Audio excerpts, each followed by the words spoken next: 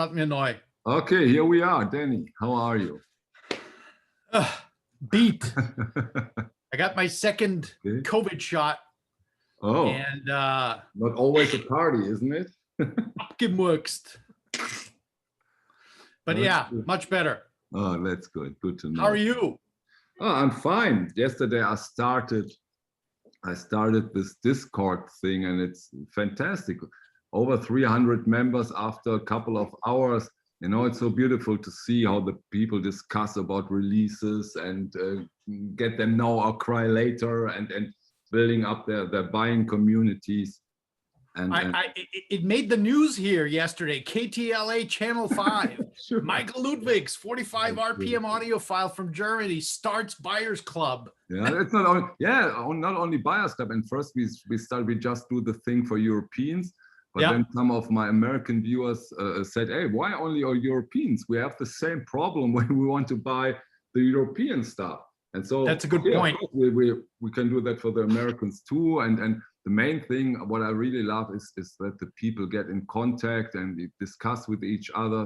So I put a link down to the Discord if you want to see it for yourself. Yes. Maybe you do the same under your video, and so the people can join the Discord and get connected, which is, in my opinion, the most important thing nowadays. Correct. To get into me, you know, it's important to get the information. Oh, be quick! There is a new release. It's a limited one, and that really helps. That really helps. Agreed. Especially for those small batch records that are I don't know 1,000 or less. No There's idea. some vague reference to something I heard. Okay. But today we want to talk about Verve, right? Yes. Our favorite That's right. Verves. Okay, when it comes to Verve, what do you think about the new 12 LP album from Blue Note? Lee Morgan live at the Lighthouse. Unbelievable. Great announcement, huh? Wow. Unbelievable. Exciting that, you know, Kevin and Joe are back at it in full swing. And Joe Harley is involved? I don't know. He isn't? No? I think he isn't in that case. Mastering is from Kevin Gray, pressing over at RTI, but I don't think that Joe Harley he's not. Okay. Maybe on the background. Yeah. But anyhow. But anyway, Joe and Kevin are back together in the studio. They posted pictures on Instagram. Joe has a great account, and there's some mastering sessions going on back in full swing, and so exciting times. It is. Yeah. The only problem is my wife is going to kick me out of the house if I buy one more record. Yeah, she phoned me yesterday evening. She's terribly disappointed with you. Yeah, I know. It's I'm gonna be living in the doghouse with Porter. Okay, Porter, get down. So Verve. Yes. Actually, funny enough, you know, when you texted me and said, "Hey, why don't we do a video on Verve?" You know, great minds think alike. I literally thought of starting a sort of, you know, 5 must-have records for each of the labels that are out there. And, you know, I think, you know, RCA, Verve, obviously, Impulse, of course, Blue Note, but, you know, that's kind of been like done to death, I think. But I think Verve is great to start with. I think so, yeah. But such a rich, such a rich history of musical expression and incredible artistry and talent. And gosh, Verve, I mean, it's an institution, isn't it?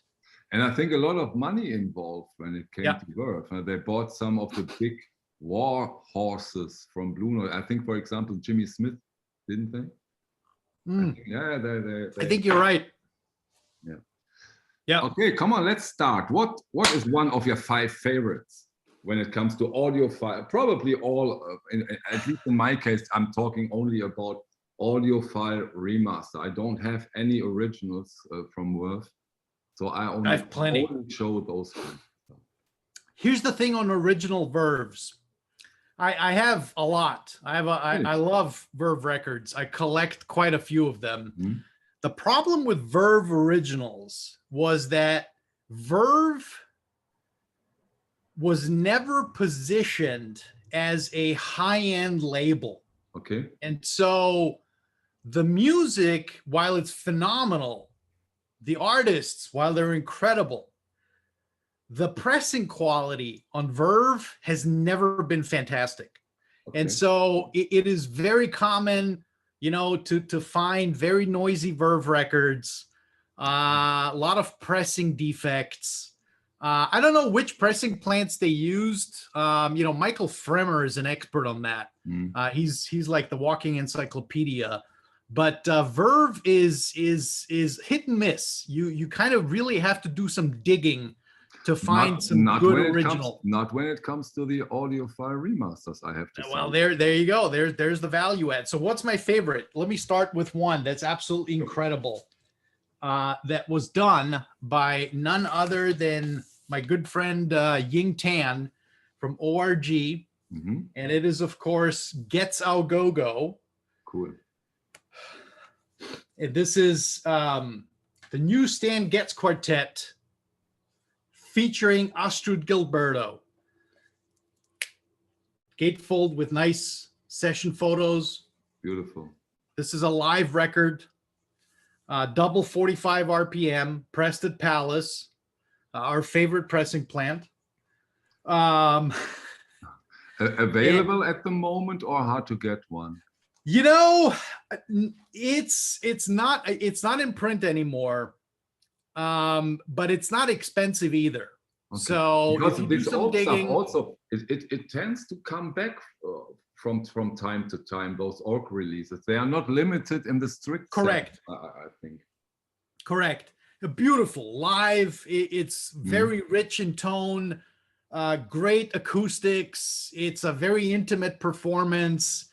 It's fantastic. It's definitely a must-have. I have an original, and the reissue is quite a bit better than the original.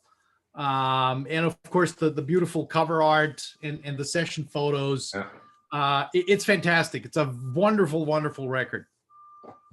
Okay, my first choice here is from a German label, Speaker's Corner, and I'm so happy that never heard of them. It's in German. It doesn't matter. It's from Ella Fitzgerald, and here sings the Duke Ellington Songbook. Ah, beautiful yes. Box set with I think on 4 vinyls, 4 records. Great job from Speaker's Corner, although very hard to get and quite pricey nowadays. So let's hope for the best that we see this beautiful release in the daylight again. I think nowadays you have to pay at least around 300 euros for a good condition box set, which is how much? Around 300 euros. Wow. Danny, wake up! 2021. That's crazy. Audio 300. Wow. The prices are skyrocketing. It's unbelievable. Yeah, but it's a great release. Isn't it amazing? I mean, who would have thought when that record came out in, 62, 63, 64, that, 60 years from now, you're going to be paying, 100-fold of the record, what you paid for. I mean, it's crazy. And that's why and that two strange guys sit there and talks about that via 2 computers. Come on, Danny, next choice. So since you mentioned Speaker's Corner, of course, and since you mentioned a box set, I have one too from Speaker's Corner. And this is the George and Ira Gershwin songbook from Ella. It is a monster of a reissue, 5 LPs plus a 7-inch 45 single with a beautiful book. This was the creme de la creme. I remember when I got this about 15 years ago. I was like, wow, this is my most prized possession. Nobody take it away from me. And I listen to this very often. It is beautifully recorded. It is a beautiful record set, I should say. Did I get it right that it's Speaker's Corner again? Yes. Cool. Yep. Speaker's Corner. Yep.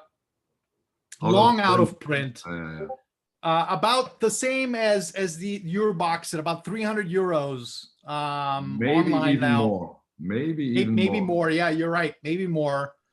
I will look at it immediately after our video. It's beautiful. It is. Yes. Incidentally, I also have test pressings of this entire set. Okay. One of these days we should do a video on test pressings. That's a whole I only different, have 2. it's a whole different conversation. But yeah, beautiful. You should get this, really. It is And beautiful. Sounds brilliant. Oh, sounds amazing. I mean, you know, the gorgeous panoramic sound, enormous sound stage, you know, Ella, I mean, it's just fantastic. Fantastic. Beautiful. My next choice, I don't know. You have done a video about 5 hi-fi or audiophile recordings to set up your hi-fi, I think. Yes. And I've put out in Verve double 45 RPM from Analog Productions, which I don't know if you have, I don't remember, but if I do ever such a video, this one will be in it. Ah. And we're talking about the Oscar Peterson trio, We Get Requests. Of course. Damn glare here. But this is a fantastic recording, isn't it? It sounds unbelievable. What's so striking with this release is the sound stage, I think. The sound stage is so stable, so clear, so prominent in the room. It's an unbelievable recording. And I think for now it's again available. I think he has done a repress, a small repress. I think you can get it. So beautiful. That glare. Okay, beautiful. But We Get Requests. The Oscar Peterson trio is a phenomenal record, phenomenal one. Really, really like it. And I can fully attest to the audiophile component, because let me tell you, as late as pre-COVID, you know, as you know, I go to typically 2-3 shows a year, hi-fi shows. You cannot pass a room where someone isn't playing that record. Yeah, for a good reason in this case. Yeah, for a good reason. Yeah. It's definitely a great, one of the finest sounding Verve records out there, without a doubt, without a doubt. Speaking with fine sounds, maybe not quite to that level, but nonetheless important is, of course, Nina Simone, Pastel Blues. Yes. Is it Verve? Is it Verve then? Yeah. Isn't it Philips? Verve. Well, Verve here in the US. Okay. I think in Europe it has been Philips. Philips, okay, interesting. Beautiful. So this was this was among the first releases of the Chad Universal collaboration. Acoustic Sound series, yeah. Yeah, exactly. Acoustic Sounds, Analog Productions, and Chad was the executive producer, or however that constellation looks like. Assistant, overseer, overlord, whatever. Ryan, I think Ryan K. Smith that did the mastering. Yes, beautiful. Beautiful, must have, still in print, again, not limited, like you said. So, you know, if you can find it, buy it. If you can't find it, don't spend $200 on Discogs. It's gonna come back. Wait, exactly. Yeah, great recommendation. I have something similar, a record I think has never ever been shown on YouTube. It's the first time probably. Wow. I'm talking about Stan Getz. I've never seen that. No, but believe me, it's a great one. That is incredible. Yeah, and I showed 2 copies because there are 2 versions. And I think right now, today, June 2021, you can get the 33 and the 3rd edition. Yeah. Acoustic Sound series, same series. There you go. Over that you talked about. And the 45 RPM. Ooh. And guess what? The 45 RPM, although you have to stand up more, this is not a bad thing in our age. It sounds significantly better. Although the 33 and the 3rd sounds very, very good. And if you hear it, you say, wow, it's amazing sounding, fantastic sounding, gorgeous, beautiful record. But then if you put up the 45, it's quite interesting how much more of dynamic and Yeah. punch and speed you get from a 45. It's You know, amazing. It's amazing to see that.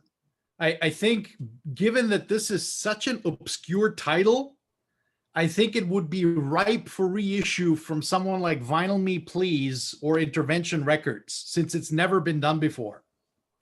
Yeah, we need more audiophile remasters of it, I agree. But all jokes aside, Danny, this is again. Yeah. And we are talking Verve, and that's so fascinating. Me included, you included probably. We always talk about Blue Note, Blue Note, Blue Note. Yeah. Maybe due to the Tone Poets, the classic series, the 80s series.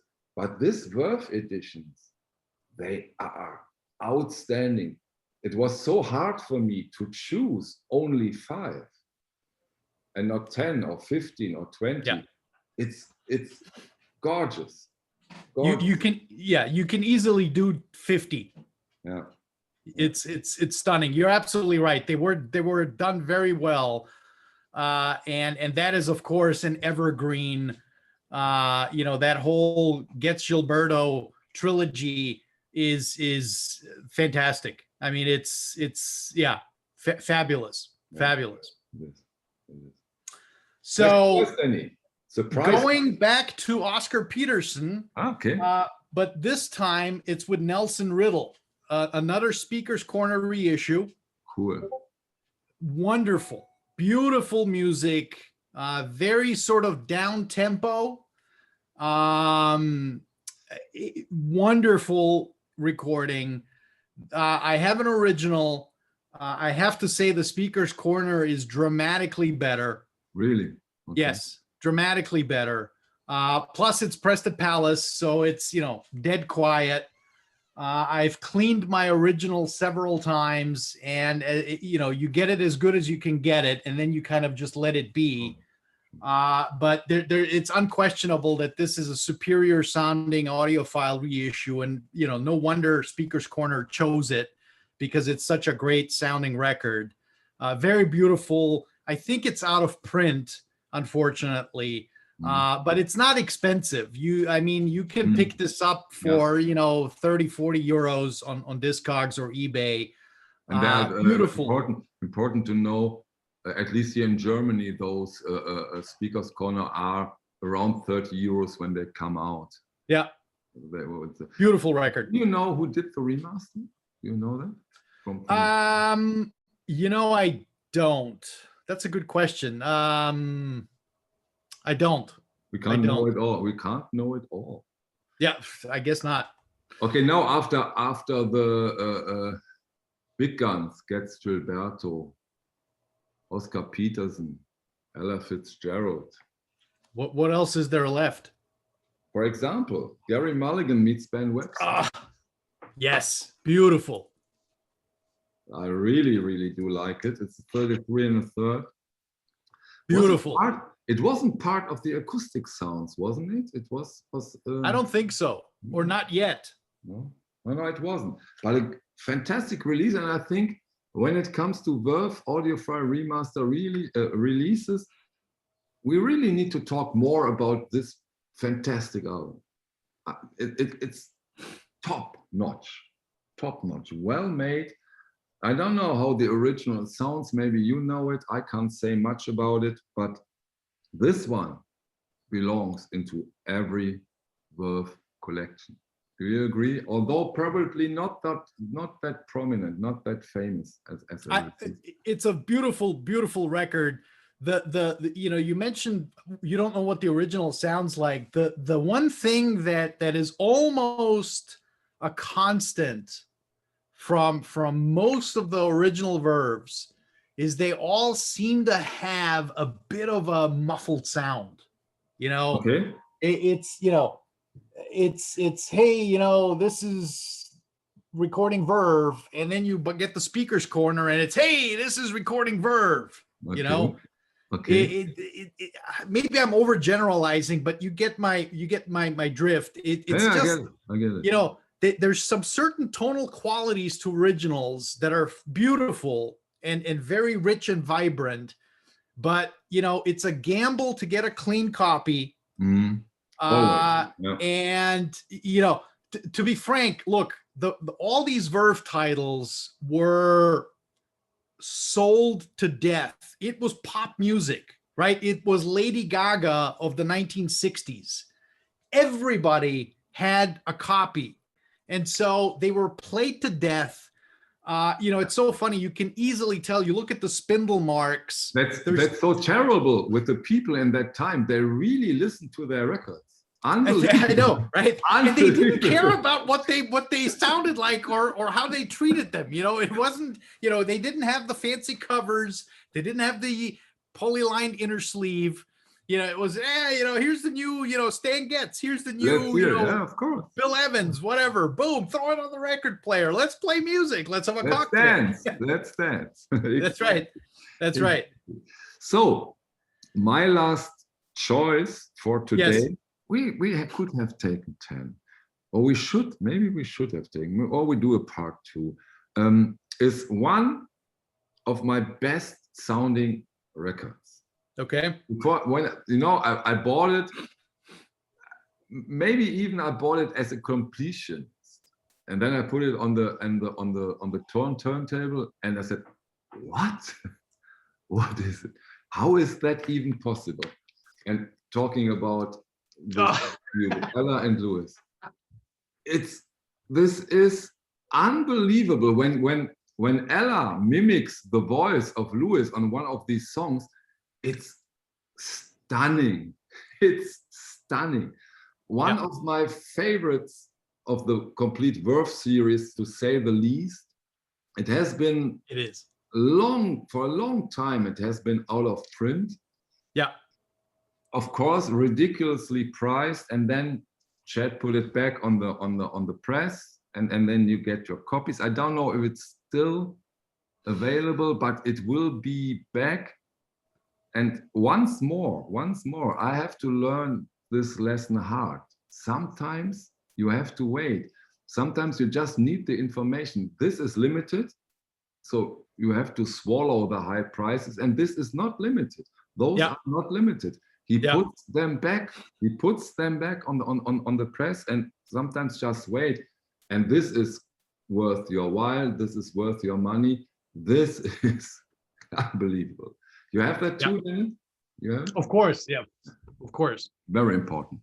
Great. Yeah. It's a stable mate in any collection. I think it's one of those. You know, it's like the top 5 list of, you know, 5 records, 10 records to start your collection with. Yes. Yeah, of course. Totally agree. You can't go wrong with that pressing.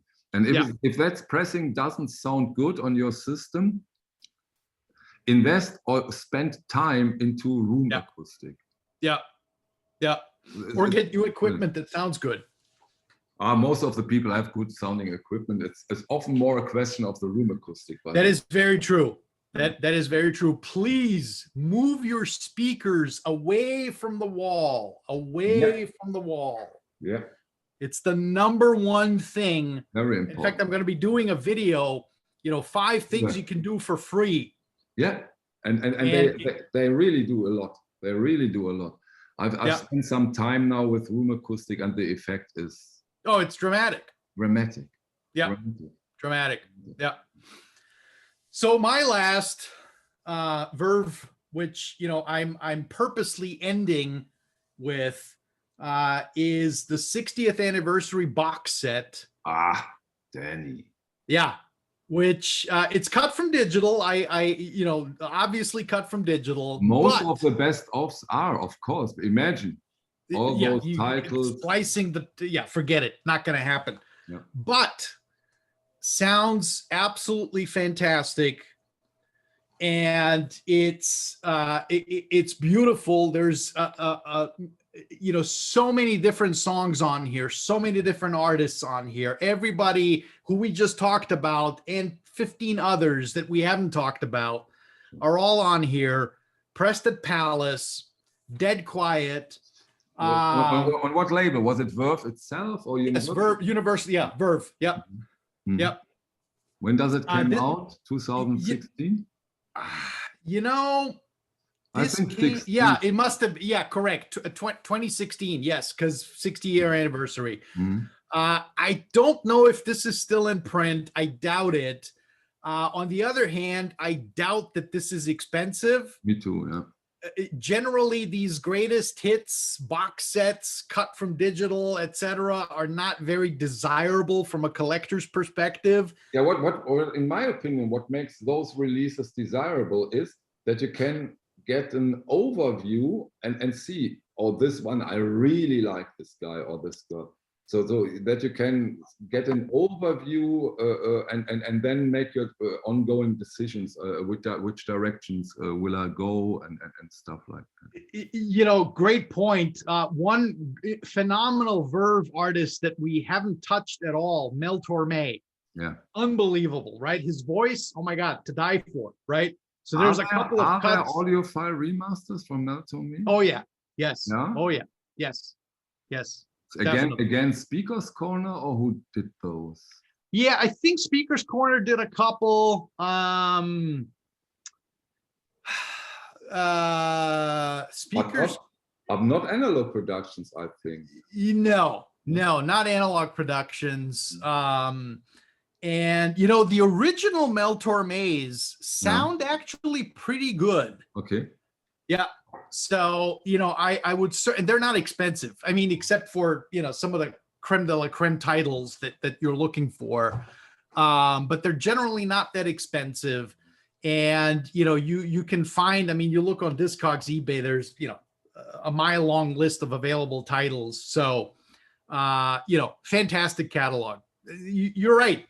Chad or Analog Productions, Vinyl Me Please, somebody, you know, Intervention Records should look at reissuing. It will come.